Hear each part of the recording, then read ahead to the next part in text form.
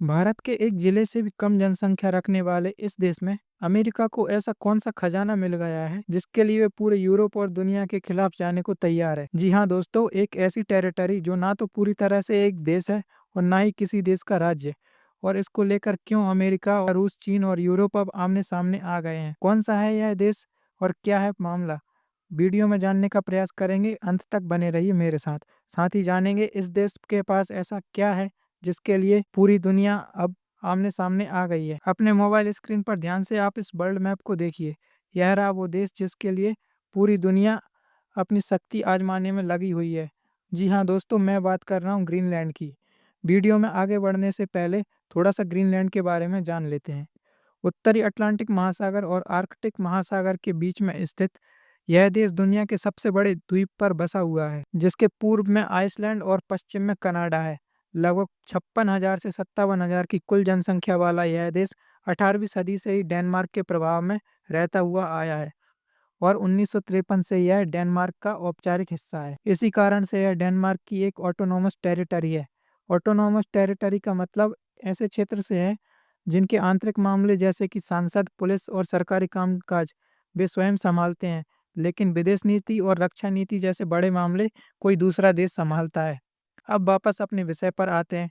इस छोटे से देश में, जिसका 80% से भी ज्यादा भाग बर्फ से ढका हुआ है, जहाँ जीवन अत्यंत संघर्ष वाला है, वहाँ ट्रम्प को ऐसा कौन सा खजाना मिल गया है जिसके लिए वे सेना भेजने से पीछे नहीं हट रहे हैं। इसका सीधा सा जवाब है इस देश की जियोग्राफिकल लोकेशन और एक स्ट्रेटेजिक पोजीशन। दरअसल ग्रीनलैंड भले ही डेनमार्क का हिस्सा है, लेकिन यह नॉर्थ अमेरिका के बेहद ही पास में स्थित है और इसी वजह से यह एक गेट के रूप में कार्य करता है अमेरिका और यूरोप के बीच। ग्रीनलैंड बर्फ का टुकड़ा नहीं, बल्कि यह ताज है भविष्य का।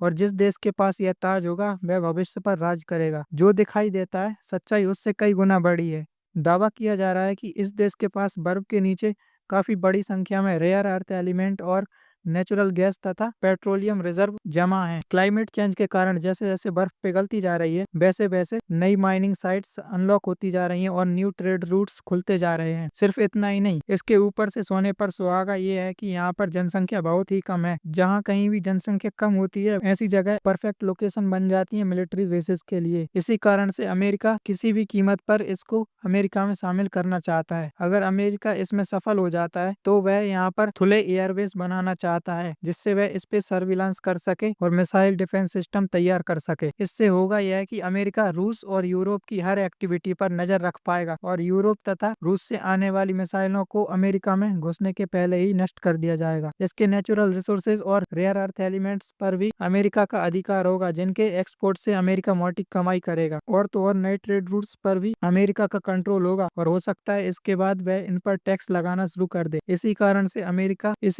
अमेरिका के लिए यह देश सोने के अंडा देने वाली मुर्गी से कम नहीं है, जिसके लिए वह सामदाम दंडभेद सबका प्रयोग करने में लगा हुआ है। अमेरिका का कहना है कि वह ग्रीनलैंड को डेनमार्क से 5 से 6 बिलियन डॉलर में खरीदना चाहता है। सेना की आवश्यकता तब पड़ेगी जब डेनमार्क बेचने से मना कर देगा। अब आपके मन में सवाल यह आ रहा होगा कि ग्रीनलैंड और डेनमार्क की जनता क्या चाहती है और क्या यूरोप सो रहा है। तो इसका उत्तर है कि ग्रीनलैंड का कहना है कि we are not for sale. साथ ही डेनमार्क और ग्रीनलैंड की सरकार ने 13 जनवरी 2026 को प्रेस कॉन्फ्रेंस कर साझा बयान जारी किया है और बताया कि ग्रीनलैंड और डेनमार्क साथ में रहना चाहते हैं। ग्रीनलैंड के वृद्धजनों ने अमेरिकी दूतावास के बाहर प्रदर्शन भी किए हैं। अब बात करते हैं यूरोप की। तो यूरोपीय यूनियन ने इस मामले में अमेरिका का विरोध जताते हुए कहा है कि अमेरिका अगर ऐसा करता है तो यूरोप के सभी देशों में स्थित अमेरिकी सैन्य अड्डों पर कब्जा कर लिया जाएगा। और फ्रांस तथा इटली ने एक कदम आगे बढ़कर यह भी कह दिया है कि हमें ग्रीनलैंड में अपने कॉन्सुलेट खोल लेने चाहिए। यह एक बड़ा पॉलिटिकल सिग्नल होगा। इस विषय पर रूस के पूर्व राष्ट्रपति,